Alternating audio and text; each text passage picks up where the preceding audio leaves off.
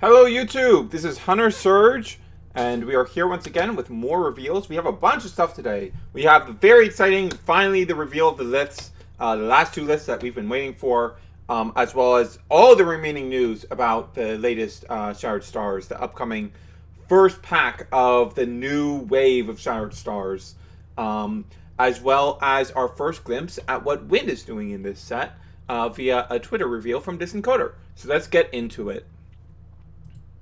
So, let us start off with the video.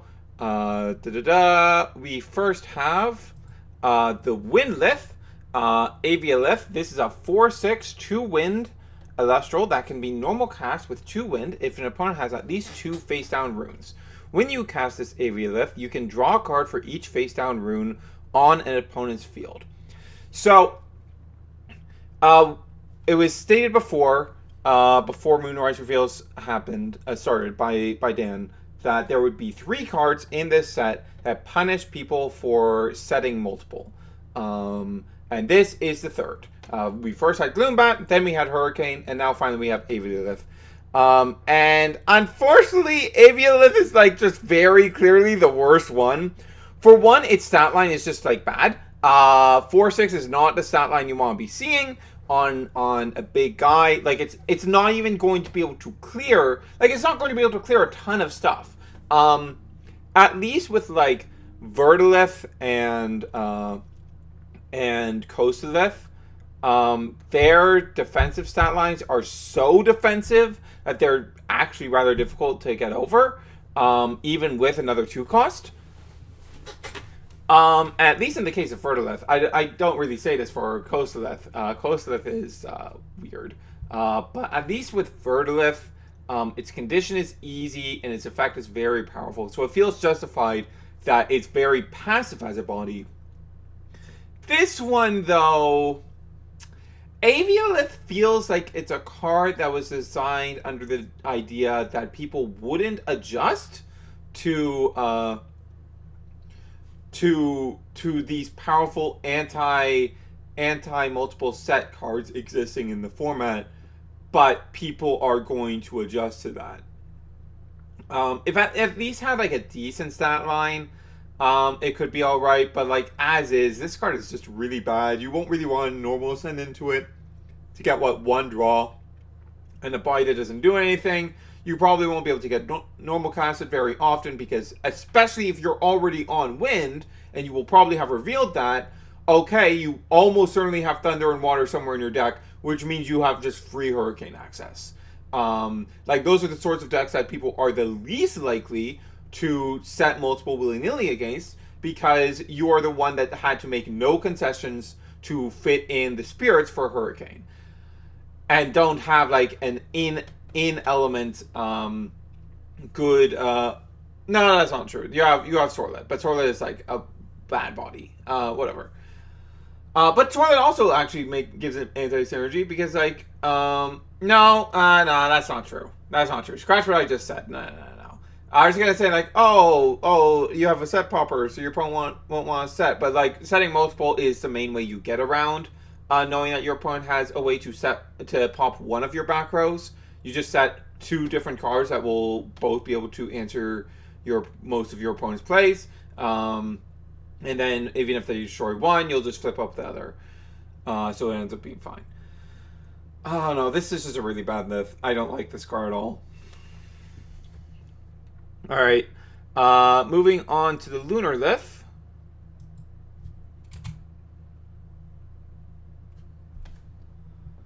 We have Necrolith. So Necrolith is a 7/3, very offensive stat line, very good. However, it will die to an Eddy. It is a 2 lunar spirit Elestral, and it can be normal cast with 2 lunar if an opponent has at least 2 suppressed cards.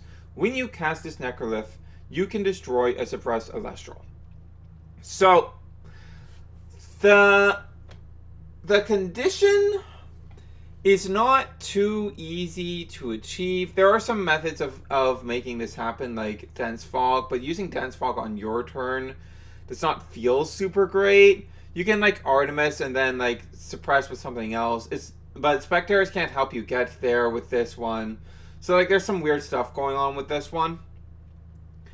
However, that said, I think we can look past that normal cast condition and go to its stat line, and it's pretty solid on normal cast effect. This is like a lot more playable of a card. It has a very aggressive stat line that will be able to get over a lot of stuff, and you can go like Artemis, suppress something, normal ascendant to Necrolith, pop, and that's pretty solid. That's some decent stuff we're looking at there. And if you're ever able to line up this normal cast condition, it's even better. So it's one of those lists that like you will probably be normal sending it most of the time, but if you do get the opportunity to normal cast it, it is pretty decent. Yeah, this is all right. This is okay. There's with all these being our 2 lists, there's no like big blowout list like Lava Lith was in set 2 and like Arcalith was in set 3. But this is all right. This is an okay list. But we do have one last Lith adjacent reveal. Because normally we would get 3 Liths a set. Well, we're out of elements, so we're gonna have something else that's Lith adjacent. This is No Stone Unturned. This is an Earth Invoke rune. 2 Earth spirits to cast. Search your deck for a Golem Elestral and add it to your hand. This is crazy. So, like, 2 spirits is expensive, but that's what you're paying for Aeolus. And Aeolus can only get 1 Spirit Elestrals. Being able to search for the Elestral without spending your normal cast is so huge. It's very, very, very strong. And, like, the Golem Elestrals aren't limited to just the Liths. So let's talk about a few other Golem Elestrals we have running around. The ones we have already legal are, besides the Liths, we have Arcturus, Boltuga, Coribral, Coribrum, Colmegma, Krakatuga, Monstation, Remakul, Rumagem, Scavacul, Scavagem, Tectorus, Terratlas, that's not searchable, and Vesvituga. And then besides the 2 new Liths, in Moonrise, we have Magneros here, which I'm not a very big fan of, but Magneros is a golem, so it will be searchable. I think very obviously the place where this is going to be the strongest right out the gate is Earth, which, you know, makes sense. It's an Earth rune, but Earth just has like 4 different like playable enough cards. Like Moss Station is something you're already running. Virulith of Love decks run. Lavalith, it becomes a lot more worth running if you have No Stone Unturned to always get access to your 1 copy. And then like Tectorus and Rama, was it Rama Gem or Rama Gem, I think? Yeah, Rama Gem. So like you have up to like 1, 2, 3, 4, 5 decent targets in Earth. You can also consider Boltuga like post side if you want to do some eruption stuff, or Scavagem to search for your like 1 of Earthquake. So that's some stuff that you have access to as well. So like Earth just has a lot of solid golems to search for. So this is a really good toolbox card for them, which is very scary because Earth Nexus is already really, really strong. And them getting a card that lets them just search a lot of their best stuff, or search into like a Scavagem to get into Earthquake, or search for Lavalith so that they can just reliably have access to the 1 copy of Lavalith, etc., etc. That's some really powerful stuff. Another one I want to note, of course, is that the Eruption deck, all 3 key pieces of that deck are searchable by this card. In addition, Scavacul, which can also be called a eruption card, is searchable here as well.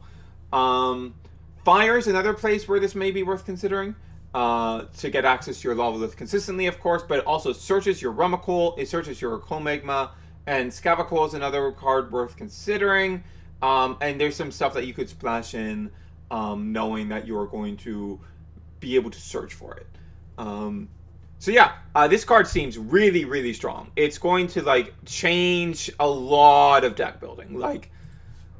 Like a search that does not spend your normal cast is just extremely strong. What happened to the video? There we go. It's just an extremely strong thing to have access to. So yeah, very, very good card. This is going to be very exciting to see explored. Expensive, but like it needs to be.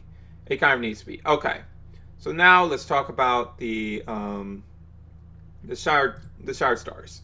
So of course our 6 commons are Zaptor, Funglo, Platypulse, Galvenom, Larvacell, and Titanostrike. None of those are really terribly good commons. Like Titanostrike is cool, especially since it'll be legal. Actually, like it'll become legal, I think December 1st.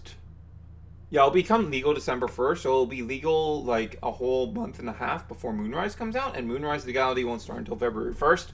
So that'll be another early release card, and that could make Thunder even stronger, but we'll see.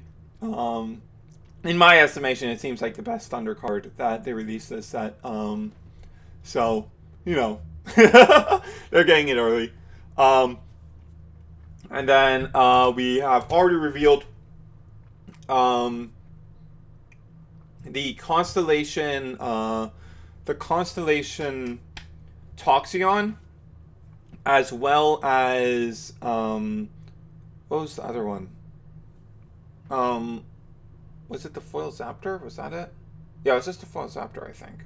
Yeah, I think it was just the Foil Zaptor that we knew. I'm actually not super certain if... I don't know if it was mentioned somewhere before and I'm just forgetting.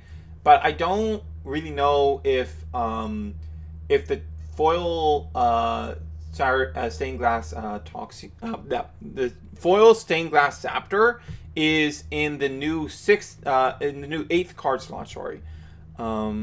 Is it 8th? Whatever the card slot is. In the new, 8th card slot. If it's in the new 8th card slot, that's a reverse holo of one of the commons, since the Spirit is technically one of the commons. Or if it's still in the holo slot. I'm not super certain about that. If anyone remembers, let me know. The reason I say that is because we get 4 new foils revealed today. So if the Spirit is in there as well, that will dilute it by making it 6 holos that you can pull in that slot. Okay. So we have Holo, Race to the Top, and Thunderbolt of Zeus. So, one, I'm very excited about both of these because, as I've mentioned before, I much prefer my runes to write their type on them. It makes it a lot easier when I'm lending out my decks to people who are less familiar with the game and won't know. Like, the symbols are a bad way of telling what type of rune it is. It's much better to have it written out. And both these will be printed in the new cardstock, I'm pretty sure. These are both new cardstock, I believe. The Daybreak cardstock, which is very cool. Race to Top foil, very cool. Thunderbolt Zeus, like neither of these were available in Holo. They're in the new cardstock. They have the rune type written on it. So like these are all very, very cool. I enjoy these a lot. Then we have a full art Mount Olympus. This looks very nice, and this is a very cool place to go with the full arts going forward. This looks super nice, and like much like the statue divine runes. I assume we're just going to do a full cycle of this, as well as the thing that comes up right after it, which is a full art Arcalith. And he confirms right after that we're going to cycle through all the Liths, and they are going to have like a joined artwork together, which is very, very cool. Yeah, this is great. Going for the Liths, like I had already speculated with a friend of mine that maybe what they'll do for the next series of Shattered Stars is, maybe the stained glass thing this time will be the Liths. That'd be really cool. They did it with the spirits instead, but we're still getting a cycle of full art Liths in this new season of Shattered Stars. So that's really, really cool. Very excited for that. And it'll mean that Lava Lift will get a reprint. Hopefully the Fire Month is sooner rather than later. But yeah, this is great. The comments, like, I'm not really so hot on, but all of these holos are hits. All of these holos are like decently, like, the least playable of these cards is Thunderbolt of Zeus, and Thunderbolt of Zeus still sees some play. Like, it's one of the better artifacts in the game. So this is really great to see. These holo slots are all super good. Very, very happy with all of these. And let's get into the Stellars. We have, for the reverse Stellar, we have a Jolton, which is very cool. I'm not the biggest fan of this art, to be perfectly honest with you. But it's very cool to see Jolton getting the reverse Stellar here. Then we have the Stellar of 99, Arcalith. I'm gonna bring forth the same issue. I've brought this forth before, but like, if you're making a full art, it's in the same pack. It's in the same pack. Like, if I am choosing between, if I'm bringing out my deck and I'm choosing between a full art and a 99 copy Stellar, I am going to pick the full art because the full art looks nicer. So like, these 99 serialized being not full art, especially when the same card is getting a full art in the same set, it's just like a really big bummer to me, and makes it so that, like, this isn't really a card I would ever be interested in. I like Arcalith a lot. It is a card I would actually potentially foil out. But it's the same for me with the Rhinosex Stellar in the tournament packs. I'm not really interested in that card. When I foil out my Rhinosex, I'm going to be picking up 2 more copies of the full art, not copies of the Stellar, because the full art just looks way nicer. So like, this is a problem I've had for a while with these 99 serialized on cards that already have full arts, and I hope some middle ground is found at some point, because I understand the desire to make like the 10 serialized the full arts so that they feel more special, but it does end up having this result of, to me, and I think to a lot of players, the 99 serialized is going to be less desirable than the full art that already exists for the card, and it's going to be easier to pull, and it's going to just look nicer. Alright, and then the 10 serialized is Stellar Full Art Phosphocell. This looks pretty nice. Not a super playable card, but like, some people tinker with it. Maybe it's something. Maybe it'll be something. In a world where people are only setting 1, like, maybe the Rune Destruction, it ends up better. Who knows? Maybe. Maybe. One can hope. One can hope. I know some people will be coping on this thing. So like, it's a card with a decent amount of like people experimenting with. So like, this is a nice 10 serialized to have. Yeah, and that's it for that video. Okay, so let's hop over to Distant Coder's Twitter. So this is Winjin. So one thing I want to note before we actually start talking about Winjin is that previously, when these creator early reveals have happened, the next day's reveals include that card. So this likely means that we are going to be getting the Wind Elestral reveals next, which is very exciting. Very excited to see what Wind is up to this set. It could use a bit of a boost. But this is Winjin. This is one Wind Spirit Elestral 3/1.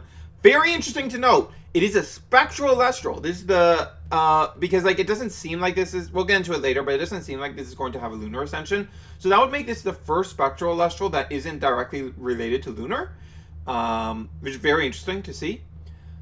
When this Winjin receives 1 or more Wind, you can name a card, then foretell 3. If 1 or more cards with that name are foretold this way, you may add 1 to your hand and special send this Winjin to Tornadin from your hand or deck. So, first thing to note, on the art, on the lamp, you see the wind symbol, but you also see the solar symbol. That combined with it being a foretell, which doesn't mean a whole lot at this point, but specifically the way the effect is like very clearly designed in such a way that it really likes first light, is like, okay, this seems like it's probably going to ascend into a wind solar. Which makes the fact that it's a spectral very, very interesting.